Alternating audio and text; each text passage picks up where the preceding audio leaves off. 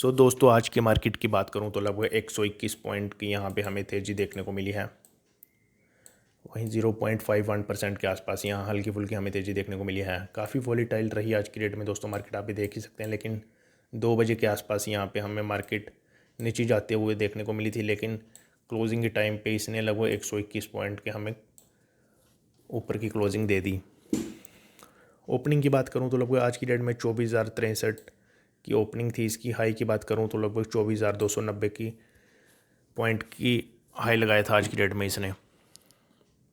लो की बात करूँ तो लगभग 24,004 पॉइंट का लो था आज की डेट में। नैस्डैक की बात करूँ तो लगभग 258.24 पॉइंट की आज की डेट में यहाँ तेज़ी देखने को मिली है, 0.94% की। काफ़ी स्टेबल रही मार्केट, लेकिन फिर भी यहाँ पे हमें 258.24 पॉइंट की हल्की फुल्की तेज़ी देखने को मिल गई। ओपनिंग की बात करूँ तो लगभग 27,508 के आसपास इसकी ओपनिंग थी। तो वहीं आप देख ही सकते हैं आज की डेट में ये 27,710 पॉइंट की क्लोजिंग है यहाँ पे। S&P की बात करूँ तो लगभग 0.29% की तेज़ी देखने को मिली है। डाउ जोन्स में की बात करूँ तो 0.31% की हमें डिक्लाइन देखने को मिला है। वहीं मैं कुछ सेक्टर्स की बात कर लूँ, अगर निफ्टी ऑटो में हमें 0.42% की तेज़ी देखने को मिली है, 0.49, 0.61। FMCG की बात करूँ तो 0.38। इंफ्रा में भी हमें 0.55% की तेज़ी देखने को मिली है। लेकिन 2 ऐसे सेक्टर थे यहाँ हमें कुछ डिक्लाइन देखने को मिला है, लगभग 0.54%, 0.95%।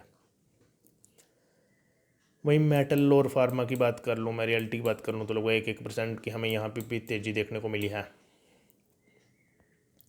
तो दोस्तों अगर मैं न्यूज़ की बात करूँ, हो सकता है कल हमें मार्केट नीचे जाते हुए देख सकते हैं। हम लगभग 24,000 के लेवल से हमें नीचे जाते हुए देख सकते हैं। Nifty likely to open below 24,000 tomorrow as report से 2 missiles hit an US warship in Hormuz Brent crude up nearly 5%। तो दोस्तों कल की डेट में हो सकता है हमें निफ्टी 24,000 के लेवल हमें नीचे जाते हुए देख सकते हैं, क्योंकि यहाँ पे हमें 2 मिसाइलें हिट हुई हैं US वारशिप पे, यानी कि समुद्री जहाज़ों पे कुछ मिसाइलें यहाँ पे आज की डेट में देखी जा रही हैं। वहीं मैं क्रूड ऑयल की बात करूँ तो लगभग 5% की यहाँ तेज़ी देखने को मिल रही है। Benchmark Sensex and Nifty might see a gap down opening on May 5th as Iran Fars news agency reported on May 4th that 2 missile hit US warship near Jask Iceland.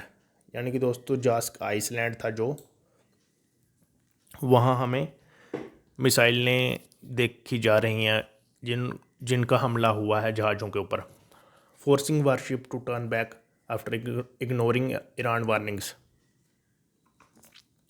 Iran की काफ़ी चेतावनियों के बाद भी दोस्तों यहाँ नज़रअंदाज किया जा रहा था, जिसके बाद उस पर हमला हुआ और उसे वापस लौटने पर मजबूर होना पड़ा।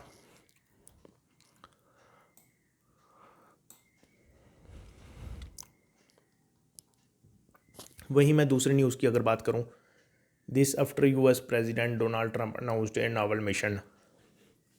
ट्रंप ने जैसे ही जहाज़ों को सुरक्षा देने के लिए सेना भेजने की बात कही, उसके कुछ समय ही बाद दोस्तों मिसाइलें की हमें खबर आती हुई देखी गई। वहीं मैं प्रोजेक्ट टू फ्रीडम की बात करूं, अगर मैं प्रोजेक्ट ऑफ फ्रीडम की बात करूं, ये अमेरिका द्वारा शुरू किए गए एक सैन्य अभियान का नाम था। इसका लक्ष्य उन व्यापारिक जहाज़ों की मदद करना था जो तनाव के कारण समुद्र में फंसे हुए थे। To guide standard ships out of the strait of Hormuz with operation set to begin in the coming hours. अगर मैं स्ट्रेट ऑफ हार्मोज की दोस्तों बात करूं, ये दुनिया का सबसे इम्पोर्टेंट समुद्री रास्ता है जहां से तेल का व्यापार होता है। यहाँ तनाव बढ़ने का सीधा असर पेट्रोल और डीजल की कीमतों और शेयर बाज़ार पर पड़ता है।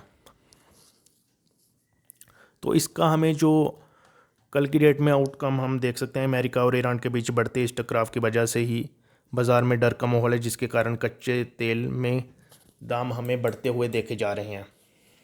और निफ्टी की भी कल की डेट में हमें नीचे जाते हुए संभावना है। तो दोस्तों अगर आप भी कुछ स्टॉक्स में ऐसे फंसे हुए हैं जिनको आप सेलिंग करना चाहते हैं, मेरे ख्याल से आपको कुछ थोड़ा बहुत लॉस बुक करके निकल जाना चाहिए, क्योंकि आने वाले टाइम में हो सकता है मार्केट यहाँ से भी हमें नीचे जाते हुए देखने को मिल सकती है।